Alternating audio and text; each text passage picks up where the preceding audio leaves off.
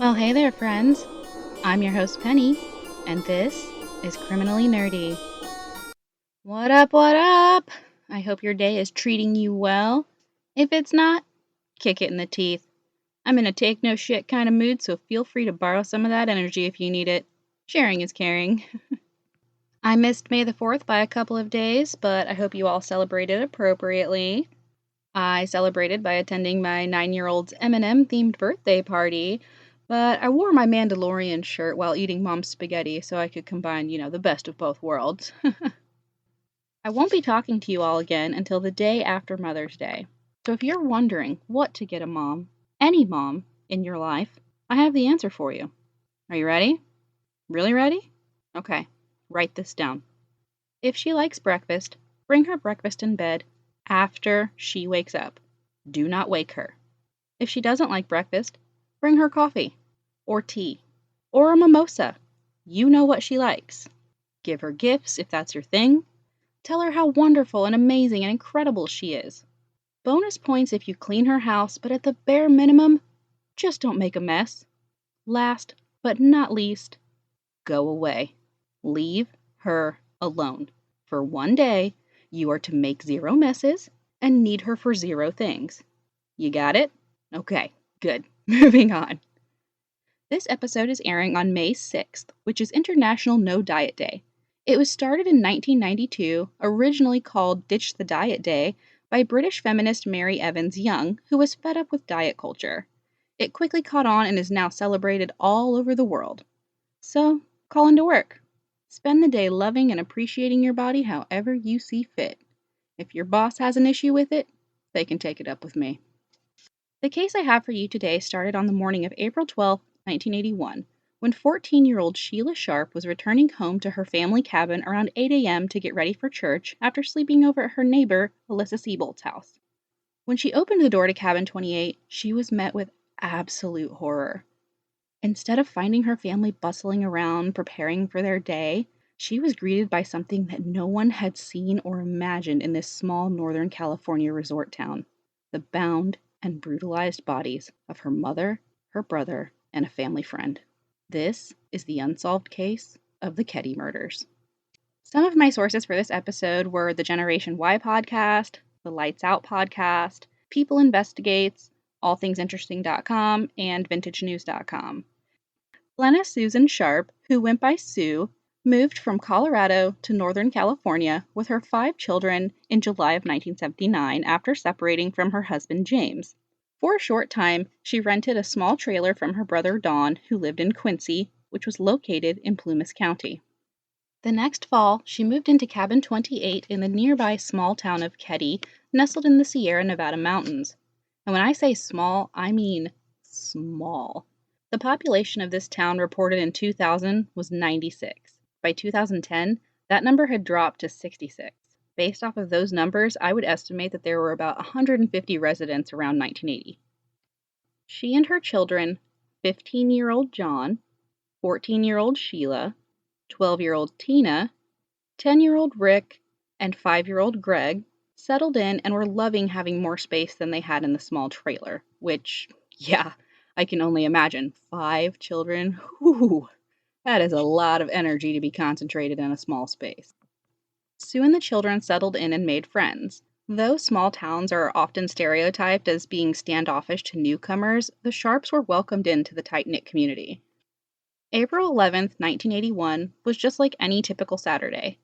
Sue, Sheila, and Greg drove to nearby Quincy to pick Rick up from baseball tryouts. On their way back, they happened to see John and his friend, 17-year-old Dana Wingate, hitchhiking, so they scooped the boys up and continued home. Once they arrived home, Sheila made plans to stay the night with her friend Alyssa. John and Dana went back out for a while to visit with friends.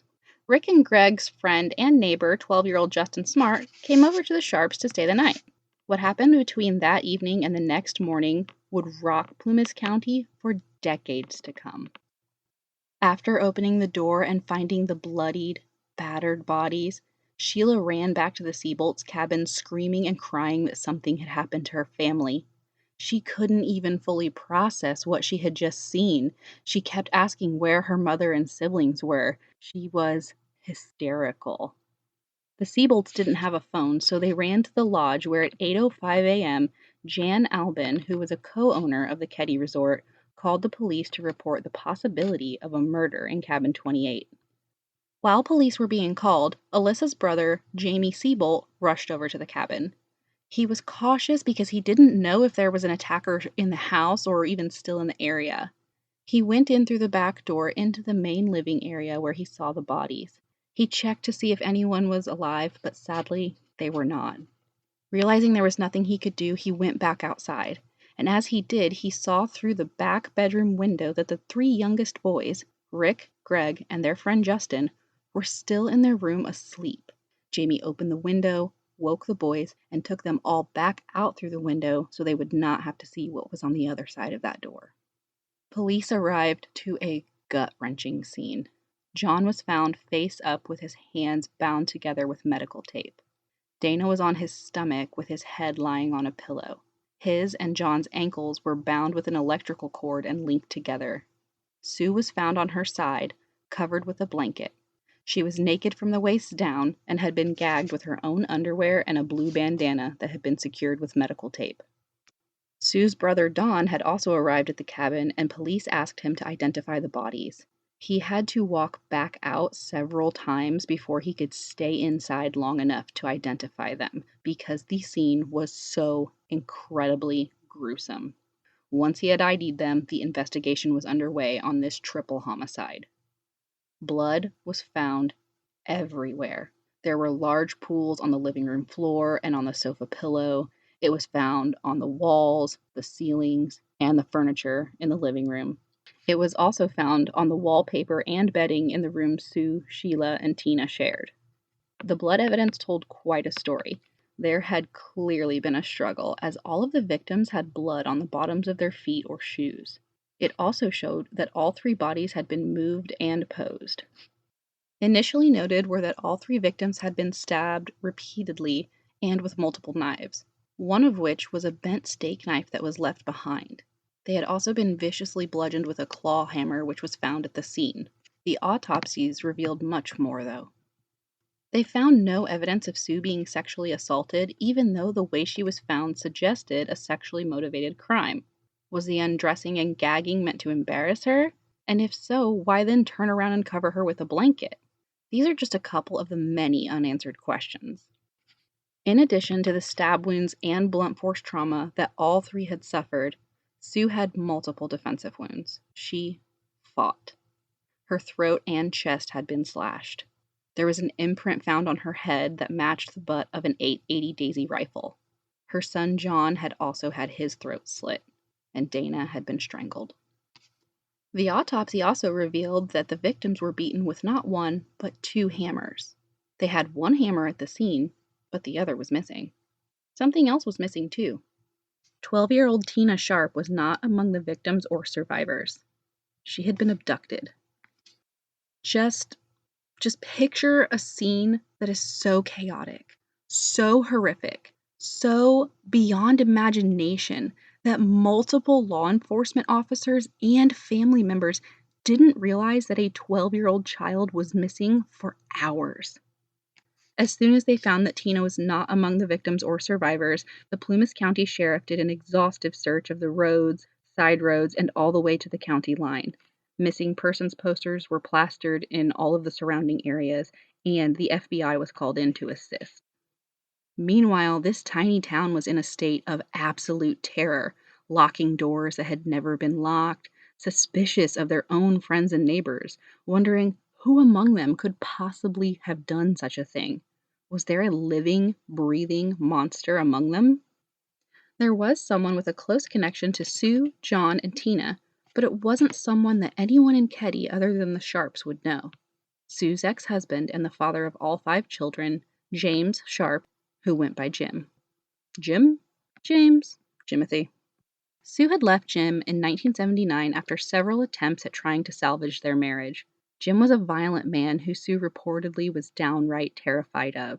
He was said to not only be physically and emotionally abusive to the entire family, but to have sexually abused Sheila and Tina. After Sue and the 5 children left, they had little contact with him. Sheila confirmed that her father had abused both she and Tina, but that he favored Tina. This lined up with the theory that Tina was the intended target and that Sue and the boys had been killed in their attempts to stop her kidnapper. Police tracked him down in Colorado and tailed him for several days in the hopes that he would unknowingly lead them to Tina. But not only were Jim's movements completely normal, when they questioned him, he had an airtight alibi that placed him nowhere near Keddie at the time of the murders, so he was eliminated. Not abandoning the theory of the whole event being aimed at Tina, they looked into her life a little. They find out that there was in fact someone with an unusual interest in her middle school teacher, Joel Lipsey. He reportedly had a fixation on Tina that some said bordered on obsession. He even had a picture of her on his desk at work and a picture of her in his home. That's creepy as fuck, my dude. Creepy as fuck. Witnesses say that Joel had been at the Keddie bar on the night of the murders, so he was in proximity. By the time they went to question him, he had moved. They track him down and question him, but unfortunately they hit another dead end. He had an alibi for the night of the murders, and there was no evidence at the scene to connect him to it.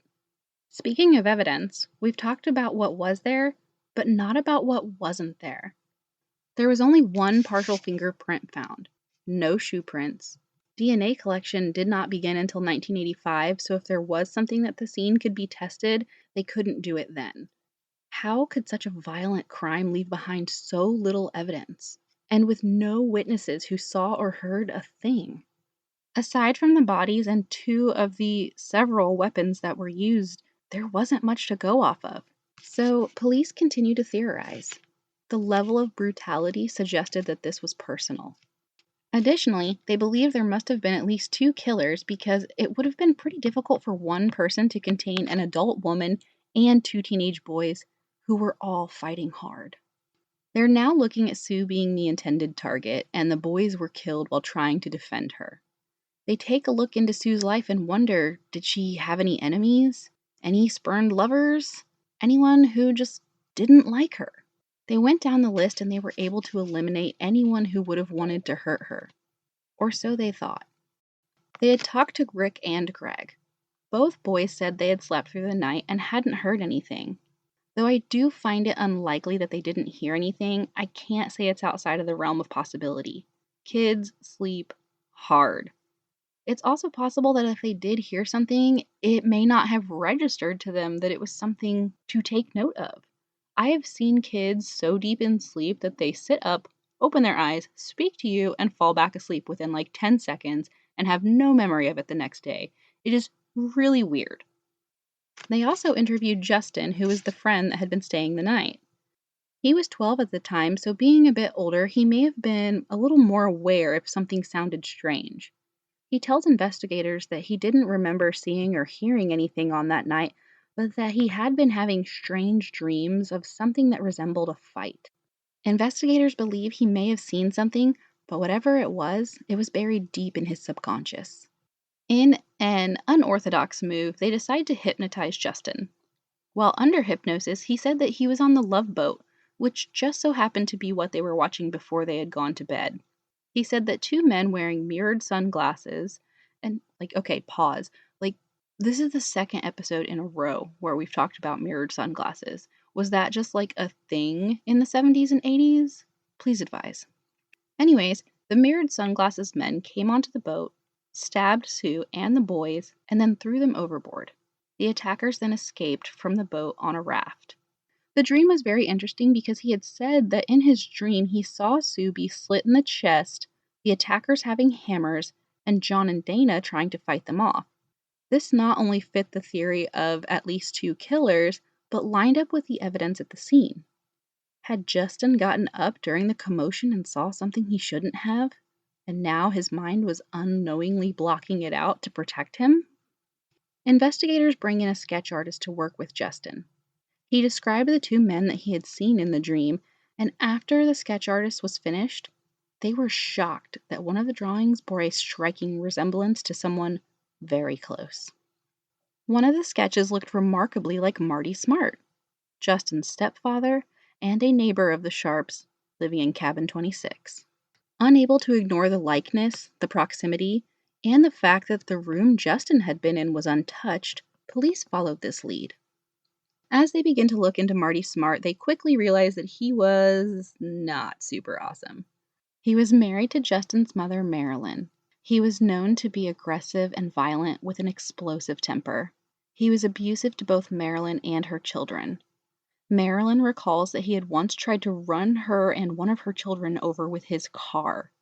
Oh, and there was this one time where he pulled a knife on her and threatened to stab her. No biggie, right? This is why women choose the bear. After one of his many outbursts, and I could not find which, Marty was treated at the VA hospital in Reno, Nevada in the mental health unit. While he was there, he met John Bobidet, who went by Bo. They quickly became friends, and when they were released from the hospital, he brought Bo back to Keddie with him, where he slept on Marty and Marilyn's couch. Who was Bo Bobidet? Also, not a fantastic human. He was a thief, a rumored hitman. He had alleged ties to organized crime in Chicago and Las Vegas, and he'd spent lots of time in and out of prison for various charges. What a waste of a cool name. Police first interview Marilyn. She says that on the night of the murders, Bo had actually asked Sue out, but she had turned him down. Marilyn says that later in the evening, she, Marty, and Bo went to the bar, and she had overheard Bo say something about how he felt like killing someone. And I would make a snarky comment here, but I'm sure I've uttered that exact same sentence at least 10 times this week, and I know I've heard my friends say it too, just never seriously. So there must have been something about the way he said that he felt like killing someone that stood out to her enough to say something. Marilyn went home at one point in the night, though she doesn't recall the time, and the guy stayed at the bar. She's unsure of when they returned home, but she recalled waking up around 2 a.m. to them burning something in the wood stove. Not only did she find this odd, but she noticed that they were wearing different clothes than they had been wearing earlier in the evening, which wouldn't typically be out of the ordinary. You get home, you want to get your cozy on, you head right to Pajama City, right? Yeah, no. They were wearing 3-piece suits and sunglasses at 2 a.m. So it's pretty official. The police have 2 new suspects. Sheriff Doug Thomas brings them in to be questioned, but in an unusual move, instead of having his own detectives interview them, he brings in detectives from the Department of Justice's Organized Crime Unit. Bo's statement was full of lies, just blatant lies. He said that he had been a police officer for 18 years, and with the dates he had given, he would have had to start working as a police officer as a preteen. I know that child labor laws were a little bit more lax back then, but I don't think they let kids patrol the streets. He also tells them that he had been shot in an armed robbery while in the line of duty. The injury resulting from this shooting caused him to be impotent, so he couldn't possibly have had a sexual interest in Sue, right? Right, that lines up. His alibi for the night was that he was at the bar with Marty and Marilyn until Marilyn went home, leaving him and Marty to have some bro time. This does line up with Marilyn's statement, but just being at the bar having some bro time is kind of a shaky alibi, especially when they're looking for 2 killers. Yet another strange move is that when they interview Marty, they actually interview him with Bo. Marty casually mentions at this time that he had heard there was a hammer used in the murders, and wouldn't you know it, he happens to have a hammer that was conveniently missing from his home. And okay, another sidebar. We're taking journeys today. Let's just say someone did steal his hammer. Let's just pretend, okay? Why just the hammer? I don't rob people often, so I don't have any insight here. But something inside tells me that if I'm going through the trouble of rifling through your shit and risking getting caught, I might as well go for something more valuable than a hammer. Or if I am going to take your hammer, why not also steal some nails? Maybe a wrench, a screwdriver to complete my creepy collection. This just doesn't make sense to me. Please advise. For some reason that I and several involved in the case at the time cannot fathom, that's where it ends. Marty and Bo are released, and in a super not suspicious move at all, they fled town the next day. Nothing is followed up on, they are never re-interviewed, the hammer is never searched for. This is some straight up incompetence, and Detective Mark Gamberg called them out on it. He was quickly told to stay away from the case or he would be fired. Maybe it wasn't incompetence after all. Maybe it was purposeful. Rumors circulated that they were released because Marty was a friend of Sheriff Thomas's. Others suspected that Bo was an informant for the DOJ, and since they were trying to catch a bigger fish, they had to protect him. Some alleged that it was a full-blown cover-up. Whatever the case may be, again, the hammer was never searched for. Leads dried up, and the case went cold. In April of 1984, right around the 3-year anniversary of the murders, a bottle collector came across a skull and a few bones in Feather Falls, which is located in Butte County. This is about 100 miles away from Keddie. When the discovery was announced, the Butte County Sheriff's Office received an anonymous tip that the remains might have belonged to that 12-year-old girl who went missing from Keddie. They found this very odd and very convenient timing-wise, so they kept a copy of the recording. Forensics confirmed that they were indeed the remains of Tina Sharp. They were able to put her time of death at shortly after being taken from cabin 28. Because the remains were in such an advanced state of decomposition, cause of death was not able to be determined. This officially made the Keddie murders a quadruple homicide. The timing of the discovery and the anonymous tip were seen as more than just coincidence to pretty much everyone. And since everyone who could put 2 + 2 together believed that the anonymous caller had to have been involved with the murder, the recording was sent to the Plumas County Sheriff for analysis. Gosh, wouldn't you know it? The tape got lost. And again, the case went cold. Years went by with no new leads. Bo Bobiday died in 1988. Marty Smart died in 2006. Any secrets they had kept died with them. Or did they? In 2010, the new Plumas County Sheriff, Greg Hagwood, reopened the case. He enlisted the help of Special Investigator Mike Gamberg, who was initially on the case at the time of the murders, but was removed due to his criticism of how Sheriff Thomas and the DOJ were handling it. Their belief is that this crime was planned and covered up. Sheriff Hagwood said, quote, "I am not by nature a conspiracy theorist, but there are facts and circumstances, the number and nature of which I cannot ignore anymore." They pore over every detail of the case with fresh eyes. Box after box of terribly categorized, if categorized at all, evidence is brought in, and they roll up their sleeves and get to it. They wind up making several interesting discoveries, and I'm just going to tell you about a couple. One, they find out that Marty had been seeing a therapist at the VA. When the therapist is tracked down, they confirm that Marty had confessed to killing the girls, but not the boys. He had said that Sue had been in Marilyn's ear about separating from him, so he killed her. He said that Tina had seen the whole thing, and so he had to get rid of her. The therapist came forward with this information during the initial investigation, but it was never followed up on. 2. In an interview with Marilyn, she stated that the day after Marty and Bo fled town, Marty called her in a panic, saying that he needed to get back to Keddie to take care of something. She said he did come back, but she had no idea where he was or what he was doing. With investigators at Cabin 28 around the clock, he couldn't possibly have been going back to clean up the crime scene, so some theorize that he may have come back to either dispose of Tina or the murder weapon. 3. In the bottom of an evidence box, they find not only the missing cassette tape of the anonymous call, but a handwritten letter from Marty to Marilyn, postmarked 16 days after the murder. In the letter, Marty is asking for another chance to salvage their marriage. He says, quote, "I've paid the price of your love, and now that I've bought it with 4 people's lives, you tell me we are through? Great. What else do you want? I'd like to think that I'm not a very easy sell, but I'll go ahead and put my money on that being as close to a confession as you can get without him saying, I, Marty Smart, do solemnly swear." The cassette was sent off to the FBI for voice analysis, but I was not able to find what those results were. Marilyn had provided the letter to Sheriff Thomas at the time she received it and confirmed that it was his handwriting, but he never did anything with it. With newly appointed Sheriff Hagwood and Investigator Gamberg on the case, the letter was also tested for any traces of DNA, and they were able to conclusively say that it was written by Marty Sharp. Hagwood and Gamberg have said that the sheriff's office and DOJ just completely blew it in 1981 by not following up on the many, many leads they were given and by flat out ignoring evidence. Gamberg has said, quote, "You could take someone just coming out of the academy and they'd have done a better job." He also said that the initial handling of the case was, quote, "as screwed up as a soup sandwich."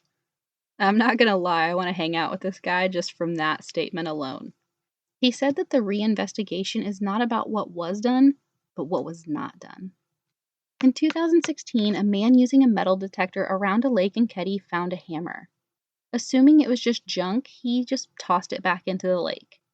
Thankfully, he ran across a website devoted to the Keddie murders and realized, oh shit, I may have found something relevant to the investigation. He reported the information to police, and thankfully they were able to find the hammer. Though covered in decades of debris and rust, they were able to find that the hammer matched the description of Marty's magically missing hammer, right down to the color of the handle. The hammer, along with a hunting knife found near an old Keddie store that they suspected may have been one of the knives used to stab the victims, were also sent off for analysis. Again, I couldn't find any of the results, but that might be for a good reason. With an open investigation, sometimes you need to keep your cards close to the chest. Not only that, but given the potential of a cover-up, it's likely that only those directly involved in the investigation will be allowed to access information until they have something concrete enough to close this case. Hagwood and Gamberg believe that upwards of 6 people were involved in the murder and cover-up. In 2018, it was discovered that DNA retrieved from a strip of medical tape that the victims had been bound with matched a living suspect. For them, this is personal.